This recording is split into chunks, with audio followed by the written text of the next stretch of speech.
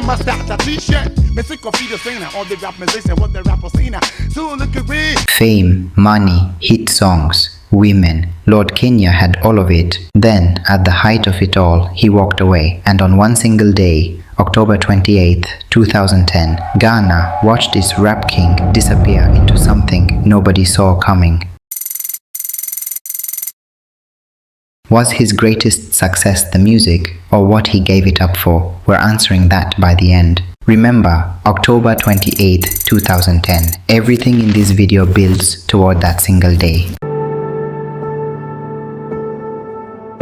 In 1998, a young rapper from Kumasi released a single called Kar Naba and told all of Ghana in no uncertain terms that he had arrived. He didn't ask for respect, he declared it. He named himself Lord Kenya, a title, not a stage name, a throne he built before anyone had crowned him. Then came his feature on Dasebre Dwamena's Kokoko, a fusion of Hiplife and Hiplife that became one of the biggest records of the era. Lord Kenya's name was now inside every household in the country.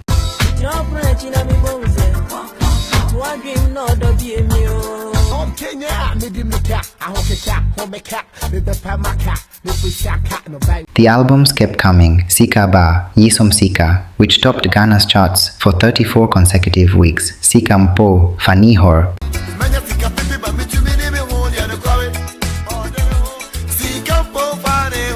But chart success was only part of the story. The awards soon followed. In 2000, Lord Kenya received the Best Ghanaian Rap Music Award at the Anansekrom Festival in Canada, a sign that his influence had already begun reaching Ghanaian communities far beyond home. A year later, he won Hiplife Album of the Year at the Ghana Music Awards. Then came 2002. The award goes to Lord Kenya. Lord!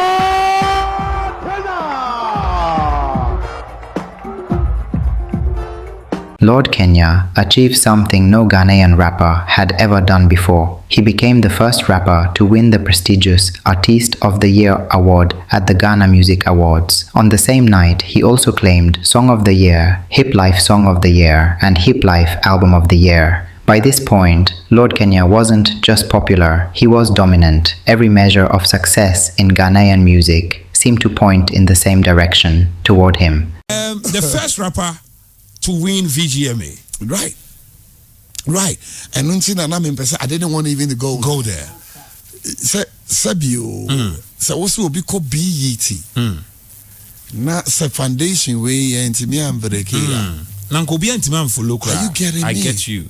He performed at Osibisa's farewell show, at Miss Universe Ghana's grand finale. He shared stages with Rex Omar in London and flew to Sun City, South Africa to represent Ghanaian rap on an international stage. The nickname stuck for the rest of his career, Ghana's Tupac.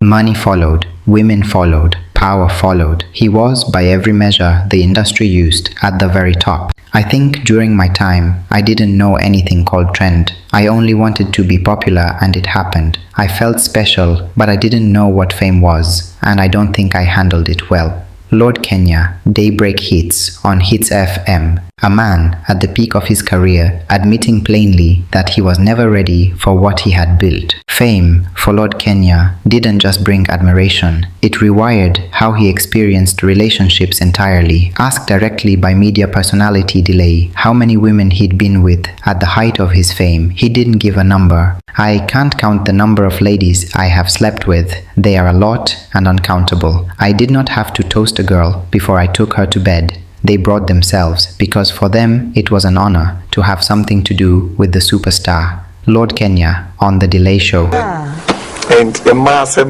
too much. Because normally na me can't try mass me but they say. So in the heat of all of that now, only my base and call out.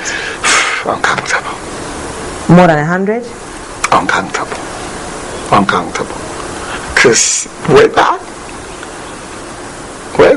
uncountable. He wasn't pursuing anyone. He didn't have to. Fame had inverted the dynamic completely, and somewhere in that inversion, he stopped questioning it. I just don't be a who copy and pick up on me quite do.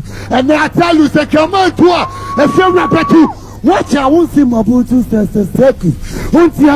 Here is what Lord Kenya has actually said in his own words about this period of his life. Not rumors, not tabloid speculation, what he chose to admit publicly years after the fact. I was rather into drugs, alcohol, and women. 3 words, no elaboration needed. A man naming the things that filled the space where direction should have been. At the launch of his gospel album years later, in front of a church crowd, he went further, describing the emptiness underneath the addiction. People hailed me as a superstar anytime I performed, but deep within me, I was empty. What I needed was Jesus. This is the part most people miss when they talk about Lord Kenya's wild years. It wasn't indulgence for its own sake. By his own account, it was a man trying to feel something that fame, money, and admiration could not touch. Every account of Lord Kenya's decline includes the same warning delivered by the man himself. A couple of friends, who I thought were my friends, took advantage of my fame for their personal gains. Fame doesn't just change the person at the center of it, it changes everyone orbiting them, and most of them are not orbiting out of loyalty. Picture what that actually means day to day. People who call themselves family, who eat at your table, who travel on your money, quietly extracting from a man, too consumed by the lifestyle to notice what was leaving with them. That betrayal didn't headline any newspaper. It happened quietly, the way most betrayals do, and it left a mark that outlasted any single bad headline. There's a wound in this story that rarely gets mentioned in the same breath as the fame and the chaos. Lord Kenya lost his young daughter during this period of his life. I lost my little daughter and I grieved so much, but there have still been some moments of happiness for me. Picture carrying that grief while the industry still expects the same swagger, the same bravado, night after night. No room to break, no room to stop, just the next show, the next chorus of his name. Friends who exploited him. A grief he was never given space to process. A lifestyle with no breaks. None of these alone destroys a career or a man. Together, quietly, over years, they hollow someone out from the inside until the throne is still standing, but the king inside it is barely holding on. By 2010, something in Lord Kenya had reached a breaking point that even he couldn't fully name yet. The exploitation, the grief he never processed, the years of chasing a high that fame, women, and alcohol kept promising and never delivering. All of it had been building, quietly, invisibly, towards something. He has described feeling pursued by something he couldn't explain, restless in a way that had nothing to do with money or schedule. People close to him at the time have spoken about a man who seemed increasingly like he was waiting for a door to open. Something was coming. He didn't know what, he didn't know when. And then, on one ordinary day in October, it found him.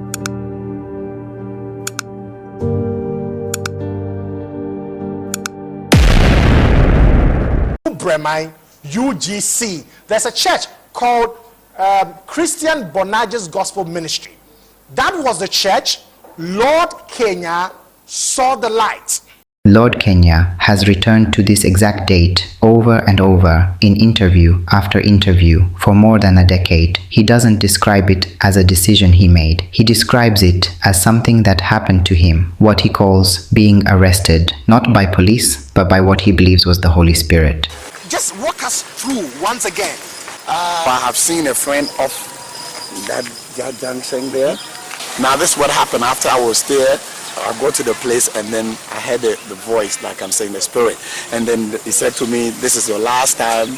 October 28th, 2010, the day Lord Kenya says he became a born-again Christian. Whatever you believe about the nature of that experience, what happened next is not in question. It wasn't symbolic, it was sudden, and it was total. Lord Kenya gave up the rights to his entire Hiplife catalog. No royalties, no income from the music that made him a legend. 7 albums, decades of radio play that continues today, a back catalog that should have provided income for the rest of his life. And on that single day, he chose to walk away from all of it. When I do a concert, I know how much I can get. When I preach, I don't charge. How do I take care of the family? But I know the one who called me is faithful. He always makes a way. That is not a man chasing a new brand. That is a man who took a measurable, permanent pay cut on purpose on one specific day because he believed the old path was costing him something money couldn't replace. Everything before this moment, the throne, the women, the drugs, the betrayal, the grief built toward this single decision, and everything after it would be defined by what he chose to do with what was left. I used to smoke I used to smoke weed with the Bible. Everything that is happening to Lord Kenya is by the grace of God.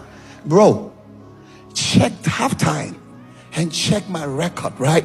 Check me out.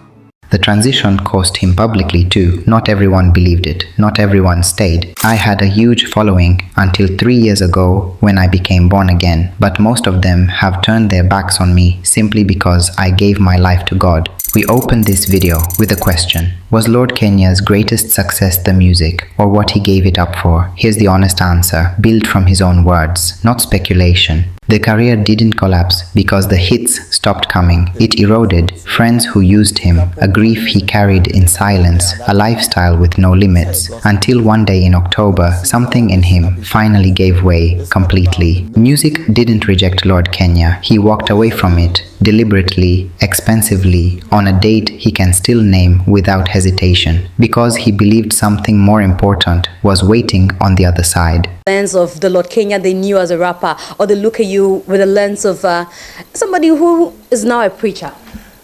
That one, I don't know. But the most important thing is that I shouldn't be ashamed of my past. You know, this is what I was. That's what I'm trying to say. By the grace of God, this is where I am.